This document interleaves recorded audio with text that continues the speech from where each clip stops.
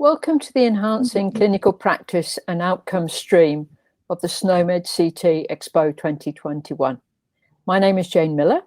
I work in the collaboration and clinical engagement teams at SNOMED International, and I'll be moderating today's session. The session is entitled SNOMED CT, Supporting Social Determinants of Health.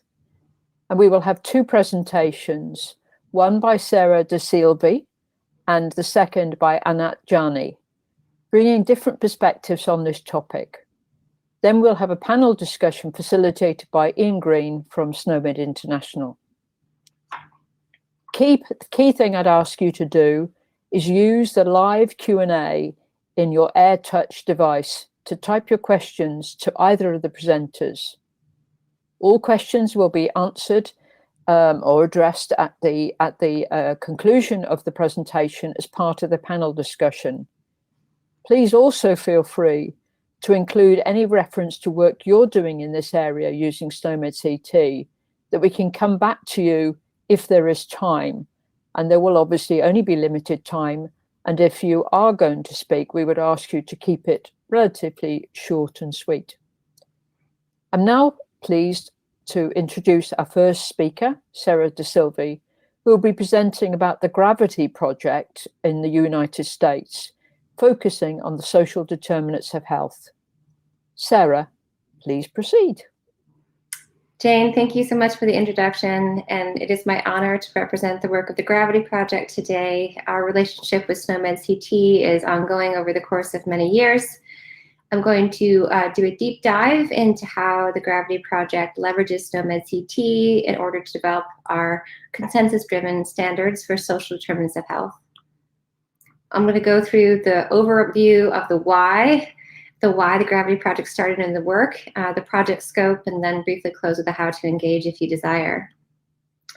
An overview. I am deciding to not focus too much regarding the evidence regarding SDOH and social determinants of health. I feel the topic of this conversation is well in hand with those assembled, but it's very, very important to ground ourselves in terms and the definitions, because that you can see the effects of that influence in the slides to come. So when we speak of social determinants of health, I just want to ground ourselves in the World Health Organization, which defines social determinants of health, or SDOH, as you might hear me say in the future slides, as the conditions in which people are born, grow, live, work, and age, and they're shaped by the distribution of money, power, and resources. The reason why I start here is SDOH, as defined, can offer both negative and positive forces. Positive forces in literature are described as protective factors within US Lit. Negative forces we describe as social risks. This is important because the balance of these risks and protective factors we see it in the outcomes of the patients and clients we serve. A further deep dive, just to clarify again definitions as we go forward, is protective factors are the characteristics or strengths of individuals, families, and communities or societies that act to mitigate risk and promote positive well-being and healthy development. Social risks are adverse social conditions associated with poor health. Within the Gravity Project work, we elevate the work of the Alderwick and Gottlieb paper called Meanings and Misunderstandings, and define within a patient-centered and patient-prioritized frame social needs as those patient-prioritized social risks. These definitions will be again laced throughout the future slides, so it's important to get them all in hand.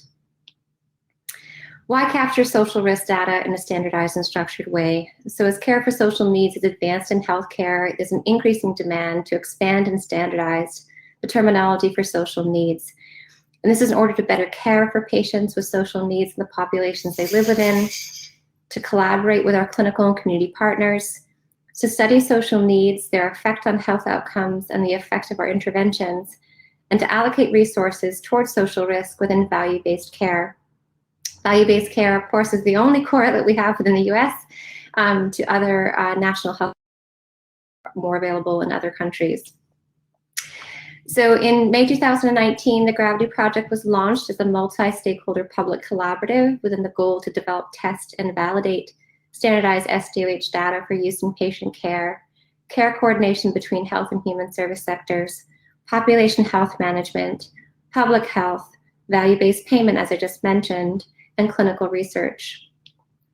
The goal is to develop consensus-driven data standards to support use and exchange of social determinants of health data.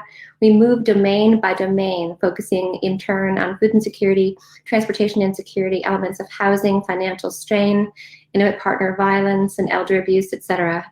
And you'll see the methods in that detailed in the future slides. We've convened over 2,000 participants from across the health and human service ecosystem, including clinical provider groups, community-based organizations, standards development organizations, including SNOMED, federal and state governments, payers, and tech vendors. We have a public and open call every 4 to 5 Eastern Standard Time every other Thursday. We have lots of founders and supporters to mention, and now I'm going to get to the work. So Gravity has 2 streams of work. One is the division that I lead. I'm the director of the terminology division. Our work is to develop the coded data sets for the SDOH domains, and we intersect with our partners on the technical side through the HL7 Fire Accelerator project, and coordinate in the middle through encoded value sets. We're guided in our work by data use principles we created, understanding that as we build language, we address what's known as the data justice principle of being invisible, making invisible problems visible so that we can address them, but there are risks in having data be visible. So we created these principles: improving personal health outcomes, improving population health equity, ensuring personal control, designing appropriate solutions, ensuring accountability, and preventing, reducing, and remediating harm. I'm now going to go into how we directly work with SNOMED CT and our fantastic relationship with them. This is the terminology team. I'm the director of clinical informatics. The amazing Linda Hyde is the lead terminology consultant. We have a community liaison, Asha Emanuel, and a consultant, Katya Schell. The structure of the team is we sort our terminology across 4 activities: screening and assessment, diagnosis, goal setting, and interventions. You can see that SNOMED CT figures significantly across all of those. For each different activity, we ask ourselves questions. What concepts need to be documented across these 4 activities? What codes reflecting these concepts are currently available? And what codes are missing? Our team is organized across really representing 4 different kinds of knowledge. So clinical informatics knowledge, representing clinical and process insight, terminology and taxonomy insight, represented by our terminology experts. We have subject matter experts for every single domain that drive alliance with the literature and understanding of risk related to health outcomes. And then our amazing 2,000-person member community really assesses for practical fit. And the result are these consensus evidence-based terms. This is an example of some of our subject matter experts. They're across international and nationally renowned experts. This is our social connection TEP, and you can see our elder abuse TEP. I'm now going to go, this is a little slide in honor of SNOMED CT. So because of the scope and complexity of the build, the Gravity Terminology team meets weekly with representatives from both the US and international SNOMED CT authoring team. A nod to John Snyder and Kathy Richardson. We're also honored to have Susie Roy join in as well. I just wanted to make sure I referenced the amazing collaboration there. And now deep into the terms. So we divide our process up into pre-work planning, identification, which is again that building the data sets. We have a staged process for review, and voting and analyzing those concepts for gaps, building and then testing in our pilots, and then evaluating to make sure the terms that we hypothesize are correct. There's a lot of novel build in our work in order to address these novel concepts, so we want to make sure that we build in a process to allow feedback loops. I'm now going to go deep into screening and diagnosis terms and describe some of the approach there. All of our screening and tool selection aligns with gold standard tools, ensuring content and face validity. They always align with diagnoses of concerns, and according to US use, we align them with any ongoing longitudinal public health standard data sets, such as the census or current population survey, or some of the NANES and NIST and FENEX tools. We also align them with any ongoing US public health initiatives, such as Healthy People 2030, which is the goals for wellness over the next decade. I mentioned the literature there. And then we're always making sure the data sets are comprehensive, including all facets of the domain, inclusive of gender, inclusive of age, to make sure that we're thinking again from a comprehensive perspective, not just from the domain itself and evidence, but also from a social justice framework. An example of the SNOMED CT codes and how they come into use, and again, I'm going to reference international slides here, and I apologize for the formatting. It came in the loading into Google Slides. An example is how a gold standard tool such as the Hunger Vital sign would segue into the food insecurity finding that we have within SNOMED CT. Or an individual could just listen to a story. Things have been really hard lately. My partner lost their job and I've not been able to work since I got sick. It's hard to eat well. Luckily, the kids get food at school, but sometimes we only have enough for one meal at home, right? So this is that food insecurity SNOMED CT code that Jim Case and I worked on many, many years ago, the first step in our work. It gets more complex as you think about some of the more novel concepts, such as housing instability. We worked recently with our colleagues again at SNOMED CT to build SNOMED CT concepts for each of the core terms within housing instability that are aligned with concerns in the literature. So a general housing instability concept, and then sub-concepts for being behind on payments for rent or place of residence, frequent moves, and history of homelessness. So as you can see here, there's correlation and mapping to existing standardized questions, and just the ability to listen to the story and create that SNOMED CT finding that is so critical for documenting the risk at hand. One more finding here is that you can see also there was an existing term for homelessness, but in review right now are sub-concepts for sheltered homelessness, and unsheltered homelessness, specifically thinking of some of the complexities of things like discharge planning, and we note how important this is, especially within the COVID pandemic. I'm now going to go into goals and interventions, and I want to remind everybody regarding the protective factors element that we talked about before, because it comes back here. So within our goals development, the core of the goals work is to represent the desired state when one has a social need. So if one is sitting in a problem, what are we aiming for? We build with care planning goals of care in mind, both for the patient and provider. And these aren't treatment goals. This isn't an A1C decrease less than 7.5. This is where we headed in a global state. We really try to build frugally. So when we were engaging in this work and engaging in goals terms is kind of a novel work, we really conceived initially of macroscopic terms that could represent both desired state and those protective factors we talked about before. So for instance, if food insecurity was your problem, food security could be the desired for state or goal for that food insecurity problem. But in another setting, another story, the food insecurity, the food security could be a protective factor or an asset for an individual with a different concern. For instance, an individual living in a rural environment that might have transportation problems. Having food security then is a protective factor or an asset. When a domain has subdomains, or we mark plateaus that mark progress, we build to those too. So if, for instance, what we know from the literature is food insecurity is really hard to budge because it's a 12-month look back. So maybe achieving food security itself is improbable. So halfway steps or plateaus that can mark progress might be has adequate number of meals and snacks daily, or has adequate quality meals and snacks.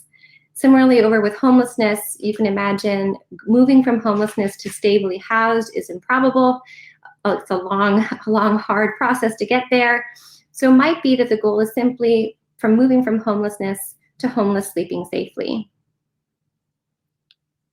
With our interventions development, the core of the intervention set are the programs and professions critical to addressing the social risk at hand. I know my colleague is talking about social prescribing here, so this is part of that work. Right, so key steps are taken to align with any US federal reporting requirements and policy, and we always anticipate mapping to the social care taxonomies that are already in use in our human services ecosystem. And then we drop all of those terms into our Gravity Project intervention structure. And this is again, all in SNOMED. So we worked to align our definitions for intervention structure with existing SNOMED definitions. The one thing that was kind of novel was the act of coordination. So within the work of addressing social determinants of health, we say we might identify them in clinical settings, but we solve them in communities. So connecting individuals and clients to the resources we know will help them is often more coordination than anything. So we did build a term for that. So once we have those programs and professions in hand, we drop them into that the intervention structure I spoke about, and you can see how this plays out here. So you have assistance with our federal food program, which is the Supplemental Nutrition Assistance Program. We have a coordination terms to address food insecurity. We have education terms about benefits enrollments assistance programs, which is kind of a like a powerhouse of connecting people to services. You have evaluation of eligibility terms for programs that have eligibility requirements, such as home delivered meals, provision of food vouchers, or referral to a community health worker. Again, in US use, the community health worker are lay people that really are critical for narrowing gaps between the client and the resources that they need. We do have an approach to common interventions that are either problem or goal oriented across all of our domains. This is assessment for food insecurity, assessment of barriers to food insecurity care plan. You can see these are all really rooted in the act of care planning and care coordination. Assessment of goals to achieve food security. You can see here we switch. When the goal statement is present, we talk about that protective factor or that asset statement. Assessment of progress toward goals to achieve food security, counseling for barriers to achieve food security, and then we flip back to the counseling for food insecurity care plan participation barriers. All of these were made with our colleagues initially at the American Academy of Nutrition and Dietetics. Huge fans of SNOMED CT again. So these concepts kind of roll forward into each of our different domains, with either the problem statement or the protective factor or goal term being part of that standard build. An example of how this plays out with food insecurity, for example, is you can see the wheel again. So you have your encoded screening terms with your encoded standardized screening tool. You have your diagnosis with SNOMED CT. You have your goal statements, and then you have a very robust amount of intervention statements and procedures within SNOMED CT that are able to be utilized for addressing patient needs. I just want to invite everybody into the Gravity Project. We do meet every other Thursday publicly at the link here. It's a public call again, 4 to 5:30 Eastern Standard Time in the US. You can always write us if you want to involve in the work, and we're just very grateful for the collaboration of SNOMED, both in our history and in our future work. And thank you for allowing me to present today. Thank you, Sarah, for that presentation. Pleased to be able to introduce our second speaker for this session, Anant Jani, who will be talking about work he's been doing in the United Kingdom on social determinants in primary care. Anant, please proceed. Thanks very much, Jane. Hi, everyone. So as Jane mentioned, I'm going to be talking about how we utilized SNOMED CT-based ontological approaches to explore social determinants of health in primary care in England. So if we start off, I'm just going to give a bit of context. So problems of 21st century healthcare, patient harm, unwarranted variation in outcomes, inequity, failure to prevent preventable diseases, waste of finite resources, both financial and human, increasing need and demand, and stagnant or decreasing resources. All of these have been impacted by the COVID-19 pandemic in a variety of different ways. Back in time, pre-pandemic to 2018, what we were already seeing was life expectancy declines in the US and other high-income countries, including in the UK. And if we dig a little bit deeper into why we were seeing these life expectancy declines, the US spends more per capita on healthcare than pretty much any other country in the world. So it's certainly not lack of money being spent on healthcare. UK has a universal healthcare system, and we spend a decent amount of money, not as much as the US obviously, but still, we spend a decent percentage of GDP on healthcare. So what's going on? If you dig a little bit deeper into this, what they find, or what we have found, is that there are a variety of different factors, including psychological factors which have social origins, that actually have a much greater impact on health and life expectancy than access to doctors, nurses, hospitals, medications, diagnostics, etc. And we see this particularly for some of the lower socioeconomic groups who, because of the structural determinants of health, are sometimes forced to make bad choices because they don't have access to better choices. So if we take a very simple heuristic sort of bird's eye view of this. And we look at health outcomes as constituting length of life and quality of life. And obviously, there are questions as to whether those are the best metrics, but there are at least some metrics that we can use to normalize across different populations and within a population as well.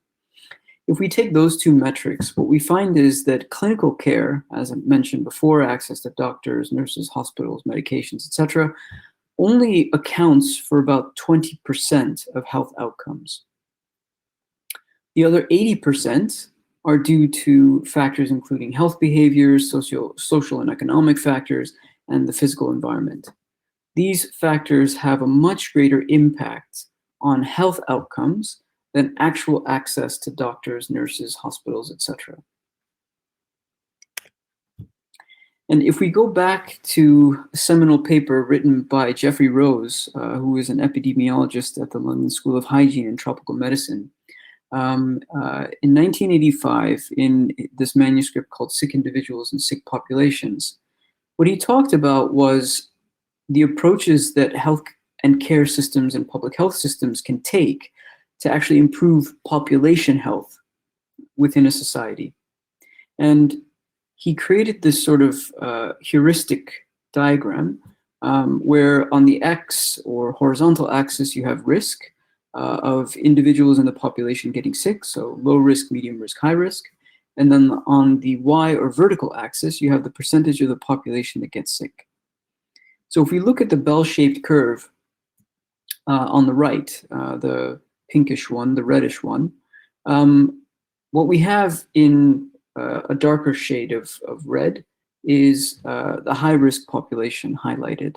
And the reason is because most healthcare systems focus on the high-risk groups. So these are the individuals with multiple morbidities, they have type 2 diabetes, hypercholesterolemia, hypertension, et cetera, and they're at the highest risk of getting strokes, heart attacks, etc.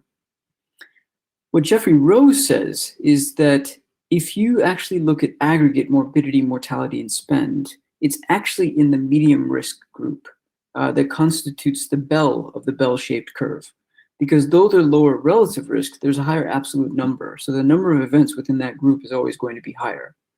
And to improve the health of the population, Rose says that we need to shift the entire risk profile to the left, to the green bell-shaped curve. And when you're able to do that, there's a few things that happen. Firstly, your now highest risk group is in what was the medium risk category. And what that means is that you need a lower level of intervention to keep those individuals healthy. The other thing is that in aggregate, you've actually reduced the risk of the entire population getting ill. And so that green arrow shifting to the left is medium to long-term prevention and health promotion. And focusing on the high-risk group is the short-term symptom management. And if we go back to this diagram, in order to promote the leftward shift, what we need to start doing is focusing on the social determinants, because these are the factors that will actually help individuals to maintain their health. Now, I mentioned previously, those different elements being exacerbated by the COVID-19 pandemic, and these are just some headlines that we've seen, right? So inequalities, educational inequalities increasing, jobless claims jumped when COVID-19 hit, vulnerability to food insecurity increased as well. 3 million people went hungry or were not able to afford meals during the first lockdown period. Problem drinking soared, et cetera, et cetera. We all saw these headlines. And if we look at our most recent systemic crisis, which was the 2008 global financial collapse, what we know is that the recovery won't be quick and it won't be predictable. The other thing that we could probably add to this is that it won't be equal. The haves will recover much more quickly than the have-nots, particularly when it comes to the elements around the social determinants of health. And if we look at the 2008 global financial collapse, it took about 4 years before we came back to some semblance of a steady state. Now, what we're facing in the UK currently is not just the COVID-19 pandemic, but also some of the pressures coming from the fuel crisis, from some of the Brexit stuff. some of the supply chain issues, et cetera, et cetera. So all of these things are exacerbating the opportunities for people to be healthy. Social prescribing is one of the means by which NHS England is trying to tackle social determinants of health, given their very high importance and relevance for actually promoting health. The promotion of this intervention, or broad category of intervention of social prescribing, started in 2019, and the basic definition is a way of linking patients in primary care with sources of support within the community to help improve their health and well-being. And the activities the activities and sources of support can be for a variety of different things, including physical and mental health, livelihoods, so jobs, benefits, housing, etc., education, skills development, sports activities, and leisure and art activities as well. Now, when this was launched in 2019, NHS Digital created 3 new SNOMED codes in the UK version of SNOMED CT to capture social prescribing activity. And those 3 codes covered social prescribing referrals, social prescribing being offered to an individual patient, and social prescribing declined. Now, this was a great first step, but the limitations of those 3 codes, which many of you are familiar with looking at big data and retrospective data sets, is that it doesn't actually allow for any standardized way to identify or track social determinants of health that are actually the root cause of the presenting complaint of the individual going to primary care in the first place. So, for example, the fact that they lost their job and that's why they need a social prescribing referral to, say, skills development support. And it also does not capture the actual social determinant of health related intervention given. So, for example, benefits support. And so that brings us to the exploration that we undertook, which was to see whether codes actually existed within SNOMED CT that would allow us to build ontologies that would capture social determinants of health as well as the social determinants of health related interventions in primary care. So just very sort of brief background on ontologies. So many of you guys are already probably familiar with this, but it's basically using the semantics of medical concepts that allows for comparison of data between different data sets and healthcare service providers. And within SNOMED CT, the concepts are grouped into a top-level hierarchy of semantic tags. And examples of semantic tags include clinical findings, procedures, observable entities, substances, etc. And the UK version of SNOMED CT derives many codes from the international SNOMED CT, but in addition to that, there are also specific codes for the UK context. And as mentioned before, for social prescribing, we have the referral, offered, and declined codes. So what we wanted to explore was within the existing SNOMED CT data sets, are there codes that we could use to capture, firstly, social determinants of health that would be the root cause of presenting complaints for individuals coming to primary care? And number 2, whether they could actually capture the interventions given.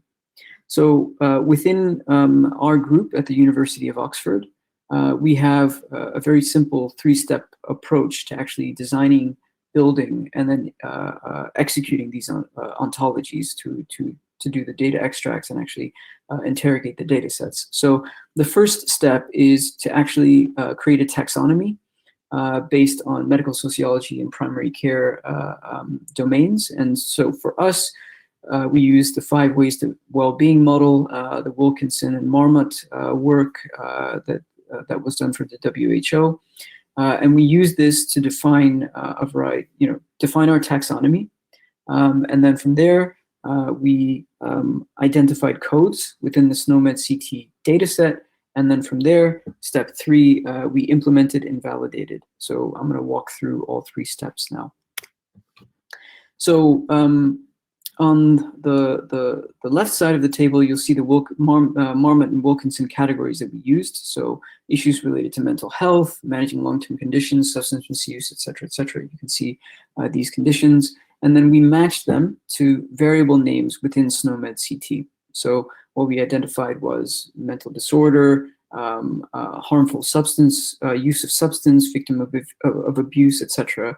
And then within each of these variable names within SNOMED CT, we then disaggregated that into a variety of different subcodes. So for example, for the harmful use of substance, we then disaggregated it into harmful use of alcohol, opioids, hypnotics, cannabis, cocaine, etc. And we had this sort of nested structure for all of these. Now, so that's step 1 and step 2. And then step 3 is to actually extract and validate whether the approach actually works. And for this, we used the Royal College of GPs Research Surveillance Center, which is housed at the University of Oxford. The RCGPRSC was established in 1957 as a primary care sentinel network in England, initially to monitor influenza outbreaks, and it's been in continuous operation since then. It's one of only 6 trusted research environments within the UK, and in terms of the details of the data set itself, over 1,800 registered GP practices, and for context, there's about 7,000 GP practices within England, so it's a fairly chunky representation. Over 15 million records uploaded each week. All of the records are uploaded and then pseudonymized and then housed within the database. Approximately 25 million patients ever recorded within the data set. Over 4.2 billion encounters, 1.8 billion prescriptions. And through this, we can actually track forwards and backwards for an individual pseudonymized patient to see what services they actually utilized. And the map on the left gives you an indication of the different GP practices and the geographical distribution across England. So putting the ontology into practice, this is the step 3. So what we did was through an NHS England funded project, we created an observatory which updates either weekly or monthly some of the metrics that we recorded within our ontology for different domains around social prescribing, so and social determinants of health. So the presenting complaints, which are based on social determinants, the actual interventions given as well, and all of that is disaggregated by different attributes, including region, gender, ethnicity, index of multiple deprivation. And this is hosted free and publicly through our website, which you can access here. And so this is what our observatory looks like for some of the presenting complaints. So you have, as you saw in the ontology, issues related to mental health, managing long-term conditions, substance misuse, abuse, etc., etc. On the y-axis, you have the date. On the x-axis, you have the date. On the y-axis, you have the normalized rate per 10,000. You can see that the y-axes are different depending on which presenting complaint or social determinant related issue you're looking at. A lot of these individuals may be having these problems within the population, but they may be going to local authorities or local government or other organizations rather than going to primary care. But this basically allows us to capture their presentation within primary care. And you can see the ups and downs in the graphs and the trends. This particular view is looking at the age distribution across these different categories. And you can see that the ages vary depending on the social determinant related issues. So for example, the managing a long-term condition, as you would probably expect, is much higher in the over 65s than it is in the other age groups. Issues relating to abuse are higher in the 40 to 64-year-olds than they are in some of the other age groups. And you see the ups and downs and the peaks and troughs, which you can then match to any different policy initiatives or things that are actually done regionally or locally. And as mentioned, this is disaggregated by different attributes: region, age, index of multiple deprivation, ethnicity, and gender. And so what did we find? So when we looked at data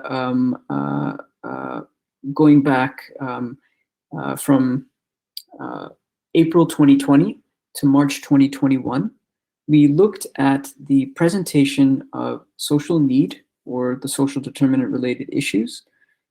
We looked at the specific interventions, specific interventions offered, as well as some of the NHS England sponsored interventions. And what we basically found was that there was about 15 million instances of individuals presenting with what could be framed as social determinant related issues. And you can see that they vary depending on the issue in question. Managing long-term conditions, that was the highest presenting complaint, followed by mental health. And in terms of the actual interventions, there was about 3.2 million of these given, and the bulk of them were physical activity referrals, not very many for health education, benefits referrals, or arts therapy. And then for some of these specific NHS England interventions, you can see there's about 1.2 million. So in total, probably about 4.5 million of these interventions given, though there were about 15 million instances of individuals who needed this help. Now, the caveats and limitations for this are obviously that some of these interventions may not have been recorded. They were given, but they were not recorded. It could be that these individuals were then maybe just referred to another agency or sent to local government or maybe some other local charities or support organizations. But this gives us sort of a bird's eye view of what's actually happening. And there is definitely, I would say, at least a substantial gap in need versus the interventions to address those needs. And the implications for practice, three broad things: identifying and tackling variation, identifying and tackling inequalities, and identifying and tackling unmet need. And because this is updated on a monthly and regular basis, you can actually utilize this to promote a learning health system approach, where you see where the gaps are, you create an intervention to address those gaps, and you can check the data afterwards to see whether or not those gaps have been addressed. And you can go through these sort of cycles over and over again. And in terms of next steps, what we'd like to do is to refine the social determinants ontology, make recommendations for new codes, and actually start doing some prospective studies as well to see what are the outcomes actually delivered by some of these social prescribing interventions that are meant to address social determinants of health. So that's all from my side. I will hand back to Jane now. Thanks very much for your attention, and I look forward to the questions. Thank you, Anant. Thank you for your presentation. Can I ask that attendees give us a few minutes now while we switch over from our pre-recorded content, so that the panel can address the questions you've been putting into the chat box and into Q&A live. Please note that this session will be available on the event platform for the next 3 months. So keep your questions coming, and we will see you in a few minutes. Thank you. Okay, so welcome everyone to this moderated discussion at the end of this, towards the end of this session. For those of you who don't know me, my name's Ian Green. I'm the Customer Relations Lead for Europe and also the Global Clinical Engagement Lead for SNOMED International. Before we start with the questions, can I just remind the attendees, if you have a question, please put your question in the live Q&A rather than raising your hand.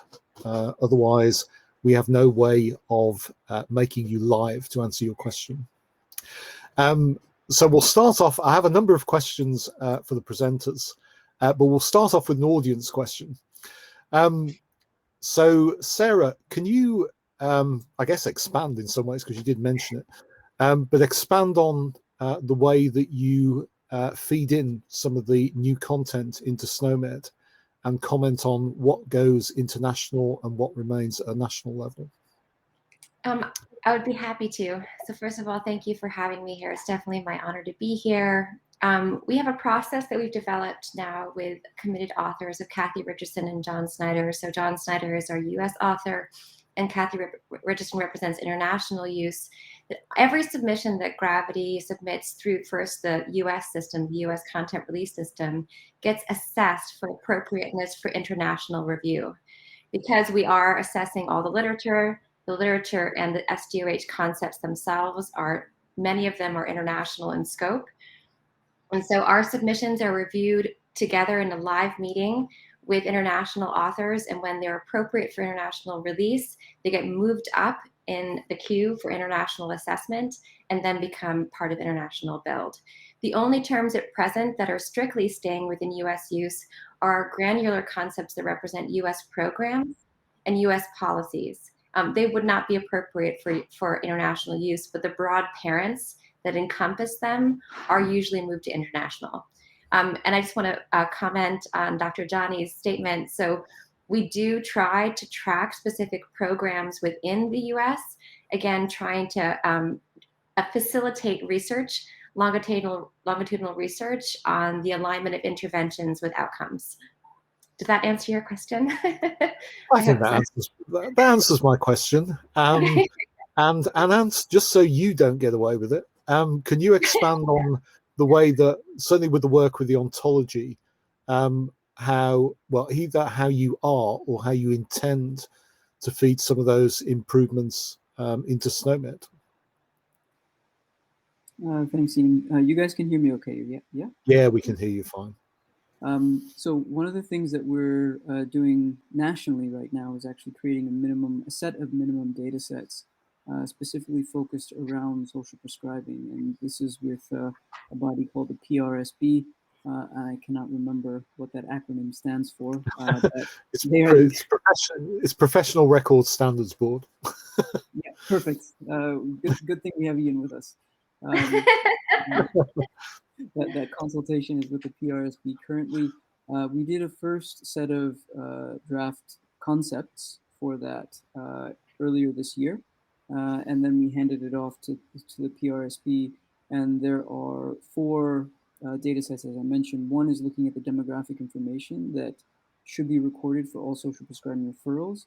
2 is the presenting complaint, which would be based on SNOMED codes. 3 would be the actual intervention itself. And the 4th one, which we haven't really begun working on, is the outcome sets. And, I think a lot of this stuff, if we're looking at social determinants, is going to be kind of context independent.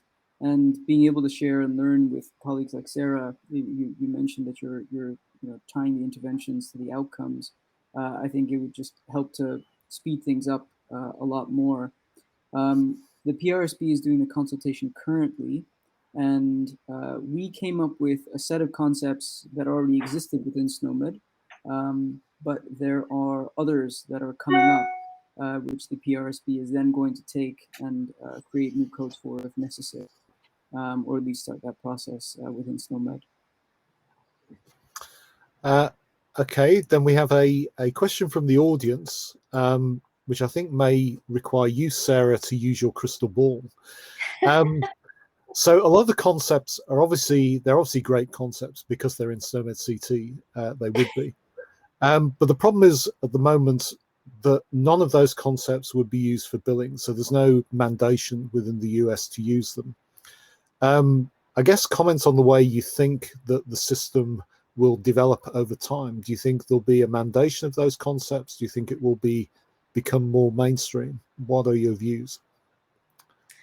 Well, the part that I didn't go into very much because I'm the terminology lead is that the truth is all of the Gravity content is aligned with our HL7 Fire Accelerator project and was just actually built in the US into the United States Core Data for Interoperability version 2. So it is now actually becoming the Gravity standards and Gravity approaches, which include documentation of all of those procedure terms, are swiftly being built into health record policy. There's a lot more to come on that. So although it might not be mandated in the classic way, there's a lot of drivers. The Gravity terms are aligned with pretty much every major quality measure development, whether it be NQF, the National Quality Forum, the National Center for Quality Assurance, all of the gravity data sets, which include those procedure concepts as the intervention, are all aligned with any quality measure development in the US as well.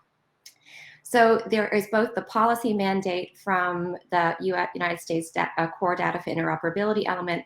There is the quality alignment with every upcoming social determinants of health quality measure. But there's also really close collaboration with our colleagues such as the American Medical Association and our colleagues in the community health center and primary care world to consider what it means to use these SNOMED terms for what we call accounting for care. Again, understanding that a lot of this work and a lot of this labor is not currently documented in regular clinical processes, but it's necessary.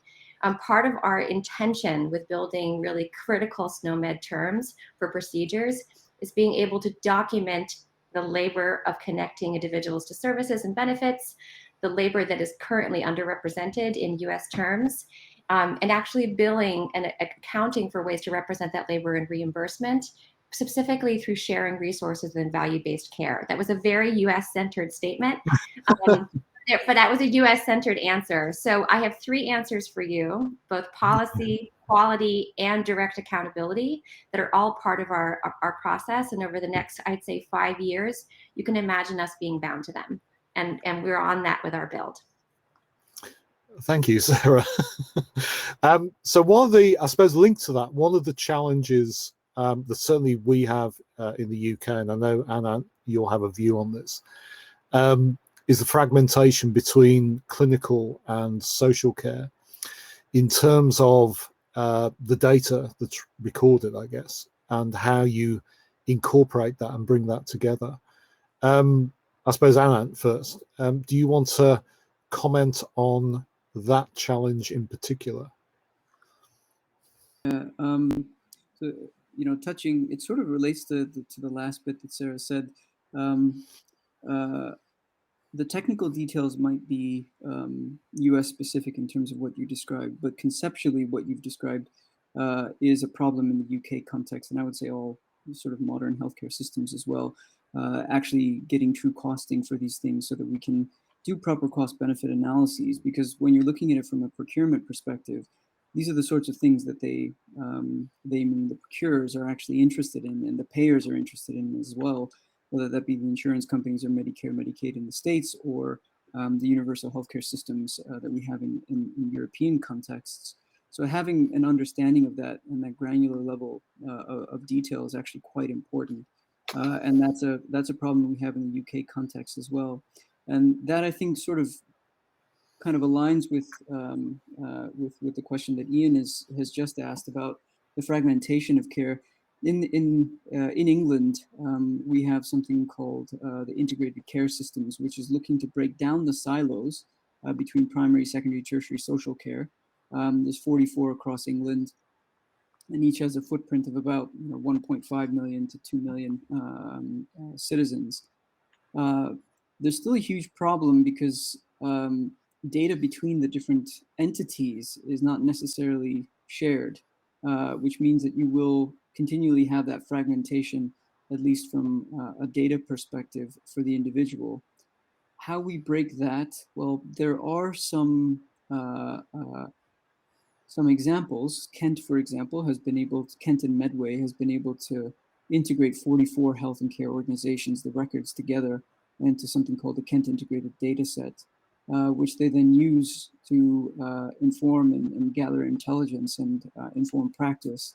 There's some other examples in the northeast of England as well, but it's early days. And I would completely agree that if we are to actually systematically tackle social determinants, we really do need to break down those silos so that we can actually track what's happening for the individuals and compare notes between the different agencies. So we're not double paying, and we're also trying to deliver the maximum value that we can. The other non-data element, although kind of linked to data that relates to this, is pooled budgets, at least and I would imagine that this is most health and care systems, because you'd have the siloed budgets.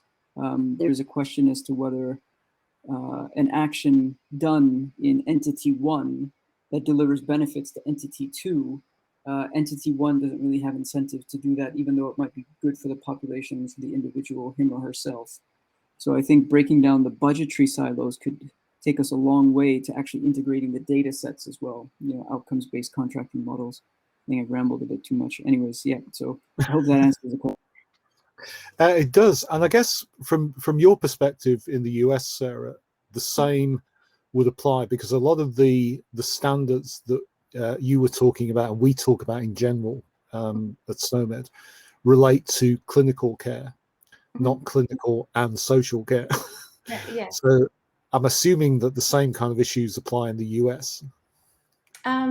They do apply. Yes, those same kind of issues do apply in the US, and I think we see a couple different answers. So, the US has been doing, a federal insurer, whether it be Medicaid or Medicare, like pilot initiative called Accountable Communities for Health over the last 5 years or so, really trying to understand pathways for sharing information in communities, like, whether it be the community-based organizations or the departments of health or the clinical settings. So we've been piloting initiatives about how to kind of break down those silos with federal policy for some time. And then building off of that, from an interoperability standpoint, the core terms that we're building with the help of SNOMED CT are being tested through a couple different standards of exchange, again, with the breakdown of those silos being the answer. So there's a new direct trust standard that's being piloted, which specifically regarding sharing information regarding human services in clinical settings. And then the Gravity Project, as part of its charter, really centers the voices of community-based organizations, and our exchange standard of FIRE anticipates capacity and technology barriers, right? To try to enable that sharing as well. So imagining like phone-based apps as an answer to trying to share information from your local food bank back into the clinical setting.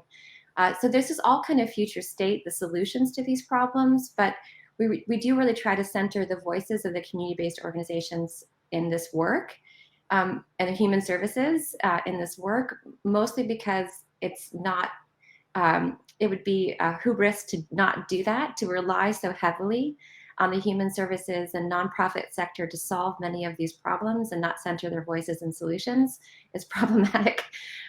Yeah, so we do imagine certainly the technology side of our initiative at the Gravity Project, and utilizing the terms in the Gravity Project and other standards are all trying to break down those silos based on really federal mandates to do so, to address SDOH. Okay, thank you. I suppose building on that, certainly in the sense of the two almost separate systems. So when we talk about shared cared records, so the Kent and Medway that you gave the example of, Anant, a lot of those shared cared records tend to be at the population level for obvious reasons, for tracking populations, for planning purposes, epidemiology. When you get down to the individual patient level, do you think there's a need for SNOMED, which is traditionally clinically focused and therefore tends to be discussions with clinical vendors? Should we be looking at outreach to social system providers, I guess? Redeem my rambling answer from before and just say, yes, definitely. Well, thanks for that in-depth reply, Anant. That's very good. I guess the same applies to you, Sarah. I'm guessing it's the same issues in the US. I'd be surprised if it isn't. And I'm going to echo and say yes, definitely. Like we won't complete the. I think we will not complete the mission of addressing both personal and population health unless we do that. So I think again we have to kind of step out of our health system and health clinic perspective and really listen to how these solutions have been addressed in communities long before we arrived on the scene. And so, yes, definitely. One thing that I would just add on to that, one other key stakeholder, at least within the UK context, is the the not-for-profit sector, oftentimes, Correct. which is responsible for Yes. delivering some of these services. So I think it's a whole other dimension of work that needs to be done with them, though, in terms of training, getting them familiar with SNOMED CT codes, making things simple for them. But if they had this as well, because they're the ones that can ultimately be the best place to actually record the outcomes if they're delivering the interventions. And if that was shared into the electronic health records or whatever records are being kept, I think that could be incredibly powerful. Yeah, so just to build on that, sorry, just excitedly. Carry So on. this is part of what we imagine being possible with the standard that we're developing as well, right? So if it's very simple to complete, a standardized screening tool or share very basic minimal information with appropriate consent and privacy in place, right? We really imagine kind of elevating the conversation to a way that we're at least sharing information with across different settings from an efficiency and an outcomes perspective. That's the hope, at least. And then I'm guessing, I'm just looking at the time. So I suppose one thing from my perspective I'd like to ask, which is a point that you raised to do with billing and separate billing. Clinicians tend to be very good at recording clinical focused things, and equally social professionals are very good at recording social things. If you combine the record, though, how do you, or what would your advice be, I guess, to ensure the completeness of the shared care record at a patient level, when you need to make sure that you've got the level of detail required by both parties? Does that make sense? Or am I right? Here? Yeah, we'll go to you first, Sarah, and then we'll come to Anant. I'm sorry. So first of all, although I'm a primary care provider in the US, I'm a nurse, right? So I just want to elevate for a second the fact that different scopes, different roles within the clinical setting have been doing this work with incredible granularity for a long time. So when we think about the role of social work or the role of nursing, you think about the nursing diagnoses and all the things that are part of our lexicon within nursing. These are largely the terms that we're talking about here, like assessing, barriers, gaps, assets. All of this work is very critical to work that's been happening in the clinical space for some time and hasn't been appropriately accounted for there either, right? So if we imagine actually just elevating the wisdom of what's already been happening and realizing it's whether it's happening in clinical settings or happening in your nonprofit or happening in your public health agency, building on that work that's already been done, I think is a better way to frame it than something completely different that's happening in two different spaces. And Anant, I guess the same question to you, but I guess from a UK European perspective. Yeah, I mean, I guess one thing that immediately comes to mind, particularly also if you're focused on value-based healthcare, is shifting from fee-for-service models to outcomes-based contracts, where you have a more holistic view of what's actually happening for the patient. And the outcomes here have to take a multi-stakeholder perspective. And if the outcomes are not just clinically defined, then it automatically forces the care providers, whether that be healthcare professionals or social care professionals, to actually shift their focus to the outcomes that matter to the individuals. And those outcomes oftentimes are not going to be clinical in nature, but they'll be things like, I want to golf or play with my grandchildren or walk 200 meters to the supermarket, right? Those are the outcomes that matter to them. And that would lead to a shift of how services are actually delivered. And, we have some of this paradigm already within some of the carousel models that you see within healthcare. Like in Cleveland Clinic, where an individual comes in, you have all the specialists there, but it's focused on the diagnosis and trying to, as efficiently and effectively as possible, actually get that individual the care that they need, so they don't have to keep going to multiple consultations. The final bit that I'll say about this, particularly around health promotion and disease prevention, is the need for more research on this topic, because it's incredibly difficult to prove that you've prevented something. And that often makes payers very reluctant to pay for these types of preventative or health promotion services, which are actually essential to reducing demand.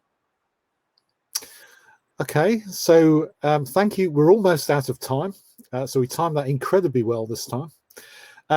So I'd like to thank both presenters for your participation in the Q&A session. I've enjoyed it, and I'm sure the attendees have enjoyed it. So I'd like to thank you both and wish the attendees what remains of the Expo a very good Expo. So thank you and goodbye. Thank you, Thank you Thank you both. so much. Guys, bye. Bye. Bye.